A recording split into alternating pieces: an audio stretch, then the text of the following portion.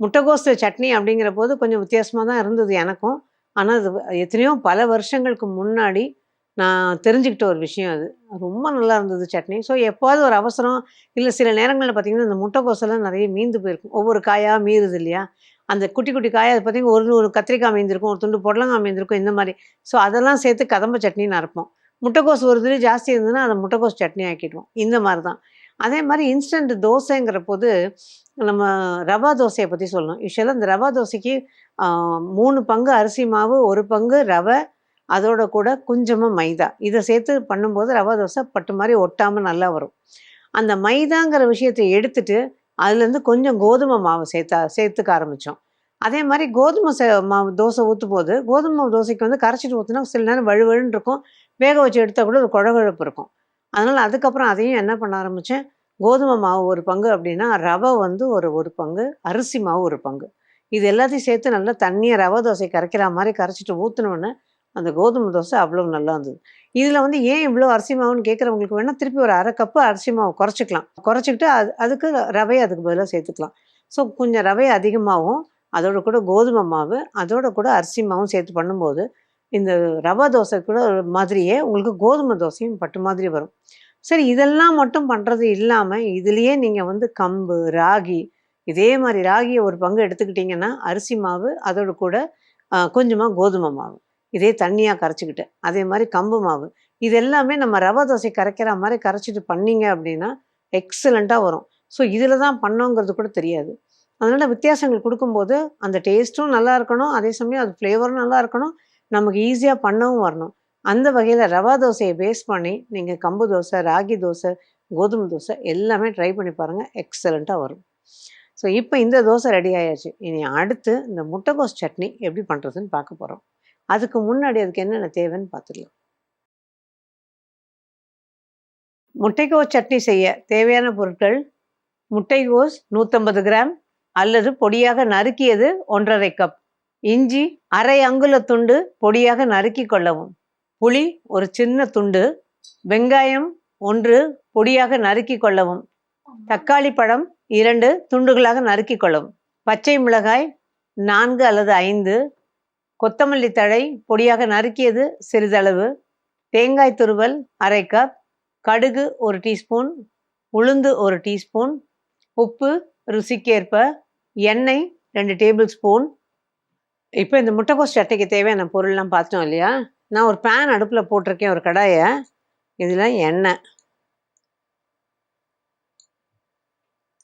ஒரு 1 1/2 table spoon அளவுக்கு எண்ணெய் ஊத்திக்கணும். ஏன்னா எல்லாமே வதங்கறதுக்கு நமக்கு எண்ணெய் வேணும். அதனால எண்ணெய் கொஞ்சம் ஊத்திக்கணும் அதில. இன்னைக்கு நான் பண்றது முட்டைக்கோஸ் வச்சு பண்றேன். நீங்க இதே மாரி முள்ளங்கி வச்சும் பண்ணலாம். முட்டைக்கோஸுக்கு பதிலா முள்ளங்கி சேர்த்துக்கலாம். அதுவும் நல்லாயிருக்கும். பட் முட்டைக்கோஸ் பெரும்பாலும் நம்ம வீடுங்கள்ல இருக்கும். அதனால டக்குன்னு உடனே நினச்சாப்புல பண்றதுக்கு ஈஸியா இருக்கும்.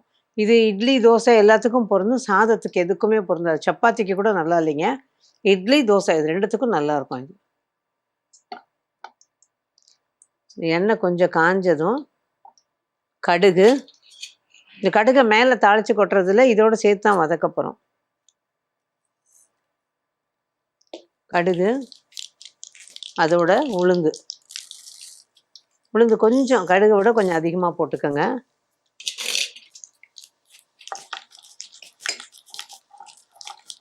ஒரு இளம் வறுப்பா வறுபடணும் உளுந்து. ரொம்ப நிறம் மாறிட வேண்டாம். சட்னியோட நிறம் அப்படியே மாறிடும். அவ்வளோதான். வெங்காயம், இஞ்சி கட்டாயம் இதுக்கு இஞ்சி சேர்க்கணும். இஞ்சி ஃப்ளேவரும் கொடுக்குது, இதில் டேஸ்ட்டும் கொடுக்குது. 2வது இந்த முட்டைக்கோஸில் உள்ள வாயுவையும் எடுத்துரும். பச்சை மிளகாய் இதை அப்படியே உடச்சி போட்டுக்கலாம்.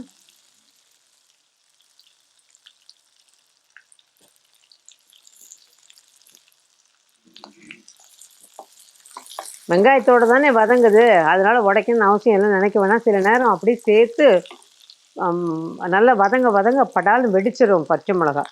அதனால கவனமாக உடச்சி போட்டுருங்க, இல்லை வெட்டி போட்டுருங்க.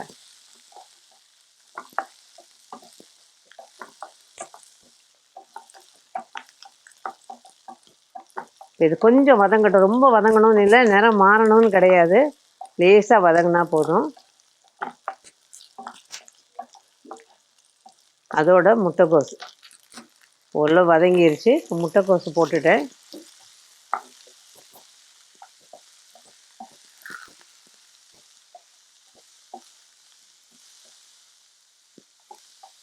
அதோடைய தக்காளியும் போட்டுடலாம்.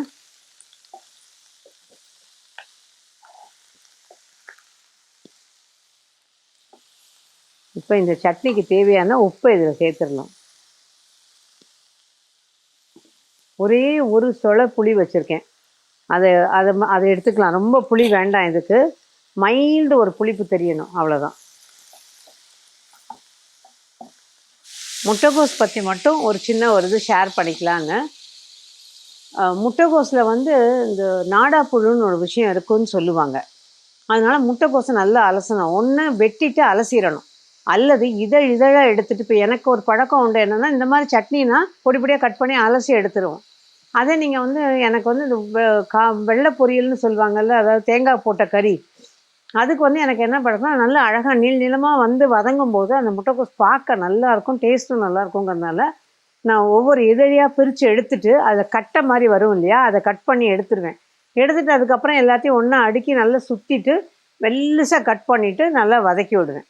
அது வந்து அந்த அந்த டேஸ்ட்டும் நம்ம பார்க்கவும் நல்லாயிருக்கும், டேஸ்ட்டும் ரொம்ப நல்லாயிருக்கும்.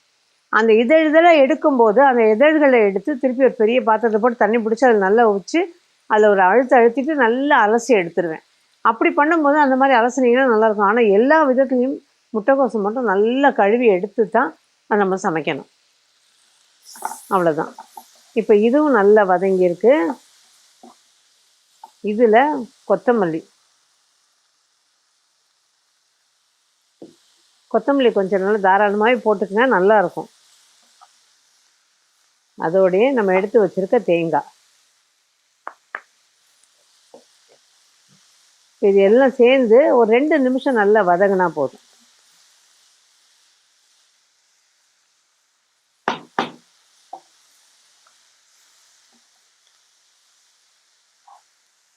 எல்லாம் ஒன்றா சேர்த்து அரைக்கிற போது தண்ணியே ஊற்றாமல் கெட்டியாக அரைக்கணும். ஒன்றா சேர்த்து அரைக்கிற போது எல்லா டேஸ்ட்டும் சேர்த்து அதில் பைண்ட் ஆகி அது ஒரு டேஸ்ட் நல்லாயிருக்கும். இதுக்கு வந்து தண்ணியை ஊற்றி அரைக்கக்கூடாது, ஏன்னா எல்லாம் ஈரத்தன்மை நிறைஞ்சது. அதனால் அதில் இருக்கிற தண்ணியே போதும், ஆற வச்சு அரைச்சிடணும், அவ்வளோதான்.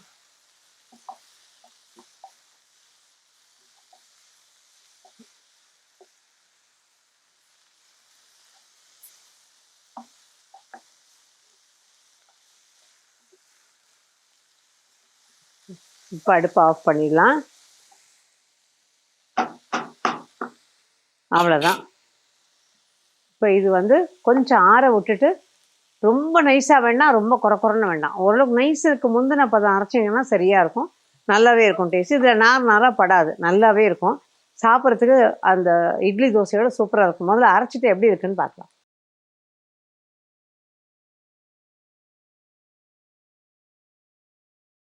ஸோ இப்போ இந்த முட்டைகோஸ் சட்னி ரெடி ஆயிடுச்சு. இந்த முட்டைகோஸ் மட்டும் போடாமல் நம்ம முள்ளங்கி போட்டு சொல்லலாம்னு சொன்னேன் இல்லையா, அந்த முள்ளங்கி போட்டு பண்ணுறதும் ரொம்ப நல்லாயிருக்கும். ஒன்றே ஒரு விஷயம், முள்ளங்கியை நல்லா வதக்கிடணும். ஏன்னா முள்ளங்கியில் உள்ள அந்த ஒரு பச்சை வாசனை வந்து அது ஒரு மாதிரி பொதுவாக ரொம்ப பேருக்கு அது பிடிக்காது. அதனால் நல்லா வதக்கிடணும். அதே மாதிரி குடமிளகாயும் சேர்த்து இந்த மாதிரி சட்னி பண்ணும்போது ரொம்ப நல்லாயிருக்கும். பட் குடமிளகாலையும் இதே மாதிரி வெங்காயம் எல்லாம் சேர்த்துக்கிட்டு எல்லாம் வதக்கி அரைக்கிறது. ஆனால் 2, 3 பூண்டு பல்லையும் சேர்த்திங்கன்னா அதோட ரொம்ப நல்லாயிருக்கும். அதே மாதிரி அது வந்து தண்ணியே ஊற்றாமல் நல்லா கெட்டியாக, அதாவது திக்காக அந்த தொக்கு மாதிரி அரைச்சி எடுத்துக்கணும், தொகையல் மாதிரி அரைச்சி எடுத்துக்கணும்னு வச்சுக்கோங்க. அந்த மாதிரி பண்ணணும். இன்னும் ஒரு இது வந்து எனக்கு ரொம்ப பிடிச்ச ஒரு விஷயம், இதை வந்து 2 விதமாகவும் நீங்கள் பண்ணிக்கலாம்னு நான் சொல்கிற ஒரு விஷயம் வந்து இந்த தேங்காய் பொடியை காஞ்ச மிளகாயை வறுத்து எடுத்துட்டு, அதுக்கப்புறம் அதில் கொஞ்சம் பெருங்காயம் வறுத்து எடுத்துட்டு, உளுந்து நல்லா செவக்கிற அளவுக்கு வறுத்து எடுத்துக்கிட்டு, அதோட கூட உப்பும் கொஞ்சமாக புளியை வந்து ஒரு வறுத்து எடுத்துடணும். ஒரு 2, 3 பல்லு பூண்டு பிடிச்சிருந்தால் அதையும் ஒரு வறுத்து எடுத்துட்டு, மிளகாயும் பெருங்காயம் உப்பு இந்த உளுந்து இதெல்லாம் சேர்த்து முதல்ல பொடி பண்ணிவிட்டு, அதுக்கப்புறம் இது முக்கியமான சொல்ல விட்டு அதில் தேங்காய் எவ்வளோ உளுந்து போடுறீங்களோ அதுக்கு 2 மடங்கு தேங்காயும் நல்லா நல்ல ஒரு மாதிரி நிறம் மாறுற மாதிரி வறுத்து எடுத்துடணும். மிளகா, பெருங்காயம், உளுந்து, உப்பு, புளி இது எல்லாத்தையும் சேர்த்து ஒரு அடி அடிச்சுட்டு, அதுக்கப்புறமா அந்த தேங்காயும் சேர்த்து நல்ல ஒரு அடி அடித்து எடுத்துக்கிட்டோம் அப்படின்னா இதை தேங்காய் பொடியாக எடுத்துக்கலாம். ஊர்கள் பிரயாணம்லாம் போம்போது, இட்லியும் சேர்த்துக்கிட்டு எடுத்துட்டு, இட்லி, சப்பாத்தி, தோசை இது எதுக்கு வேணா அது பொருந்தும். இட்லியோட கூட இத எடுத்துட்டு போனா பரிமாறிக்க நல்லாயிருக்கும். ஒரு அவசரம் யாரோ விருந்தாளி வந்துட்டாங்க, இல்ல வீட்லயே வேற எதுவும் இல்லன்னா, இந்த பொடியில ஒரு துளியோண்டு எடுத்து ஒரு மிக்ஸி ஜார்ல போட்டுக்கிட்டு, அதில கொஞ்சமா தண்ணிய லேசா அப்படி சூடு பண்ணிட்டு அதில ஊத்தி, ஒரு சுத்து சுத்தி எடுத்தீங்கன்னா, தேங்காய் தொகையல். அதுவும் நல்லாயிருக்கும். ஸோ இந்த தேங்காய் பொடியாவும் யூஸ் பண்ணிக்கலாம், தொகையலாவும் யூஸ் பண்ணிக்கலாம். இன்னொரு விஷயம், அத சாதத்தில கலந்துக்கிட்டு வச்சு, உங்களுக்கு கடுகு, உளுந்து தாளிச்சு கொட்டிட்டு, இந்த பொடியும் போட்டு கொஞ்சம் நெய், கருவேப்பிலையும் போட்டு, நல்ல சாதத்தில இந்த பொடியும் போட்டு கலந்தீங்கன்னா, அந்த தேங்காய் பொடி சாதம் அவ்வளவு நல்லாயிருக்கும். ஸோ அதையும் நீங்க ட்ரை பண்ணி பாருங்க. இப்ப நான் செஞ்சிருக்க இந்த முட்டைகோஸ் சட்னியும் நீங்க ட்ரை பண்ணி பார்க்கணும்.